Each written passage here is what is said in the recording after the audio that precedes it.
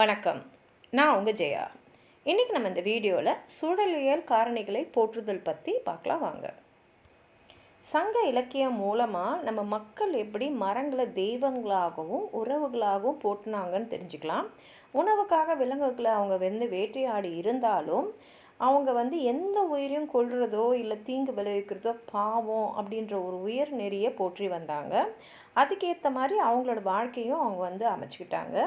மற்றவங்களை கடித்து உயிரை கூட எடுக்கக்கூடிய பாம்பு கூட சான்றோர் இருக்கிற அவையில் வந்தால் அவங்களால அது கொல்லப்படாது அப்படின்ற ஒரு வரி பழமொழி நானூறில் வருது. சான்றோர் அவைப்படின் சாவாது பாம்புன்னு.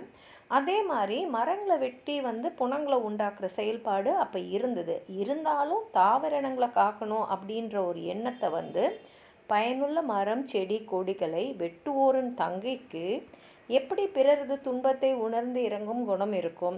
அதாவது இந்த மாதிரி பயன் கொடுக்கக்கூடிய மக்களுக்கு பயன் கொடுக்கக்கூடிய மரங்களும் செடிகளையும் வெட்டுறவங்களோட கூட பிறந்த சகோதரிக்கு மாத்திரம் மற்றவங்களோட துன்பம் எப்படி புரியும்? ஏன்னா மரங்களோட துன்பம் தெரியாமல் தானே நீ அதை வெட்டுற. அப்போ உன்னுடைய தங்கைக்கு மற்றவங்களோட துன்பம் எப்படி தெரியுன்ற ஒரு பாடல் திணைமாலை 150 வருது. அதே மாதிரி சிறு செடியே பிற்காலத்தில் வளர்ந்து யானை உரசிக்கொள்ளும் மரமாக பயன்படும்னு நாலடியார் வருது. அதாவது இப்போ அது சின்ன செடியாக இருக்கலாம், ஆனால் அது பெரிய மரமாக வளர்ந்ததுன்னா அதில் யானை தன்னுடைய உடலை அது மேலே தேய்ச்சி அது தன்னுடைய கஷ்டத்தை போக்கிக் கொள்கிற அளவுக்கு அந்த மரம் அந்த செடி பெரிய மரமாக வளரும் அப்படின்றத நாலடியார் சொல்கிறாங்க.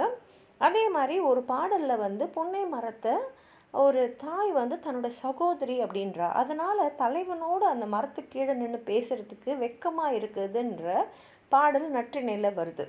இன்னொரு பாடலில் பார்த்திங்கன்னா உடன்போக்கு தலைவி போயிடுறாங்க. அதாவது தலைவனோட தலைவி போயிடுறாங்க. அந்த தலைவியை தேடிட்டு செவிலித்தாய் வரும்போது வழியில் அவங்க ஒரு கொங்க மரத்தை பார்க்குறாங்க. அப்போ அந்த மரத்தை பார்த்து அவங்க சொல்கிறாங்க, நீயும் ஒரு தாய், ஏன்னா கொலைகளை ஈட்டிருக்க, நான் குழந்தைய பெற்ற மாதிரி.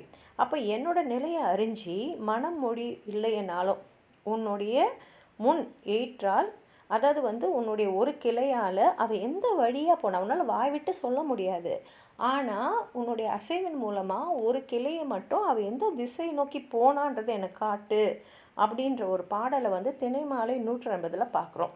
இந்த பாடல்கள் மூலமாக தமிழர்களுடைய உயிர் நெறியும் அவங்க சூழலில் எப்படி போற்றி அவங்க வாழ்ந்தாங்கன்றதையும் நம்ம தெரிஞ்சுக்க முடியுது. உங்களுக்கும் எதாவது சொல்லணும்னு நினச்சிங்கன்னா கீழே இருக்கிற கமெண்ட் பாக்ஸில் எழுதுங்க. இந்த வீடியோவை லைக் பண்ணுங்கள், உங்கள் ஃப்ரெண்ட்ஸோடு ஷேர் பண்ணுங்கள். சப்ஸ்கிரைப் பண்ணாதவங்களாம் ப்ளீஸ் சப்ஸ்கிரைப் பண்ணி சப்போர்ட் பண்ணுங்கள். நன்றி.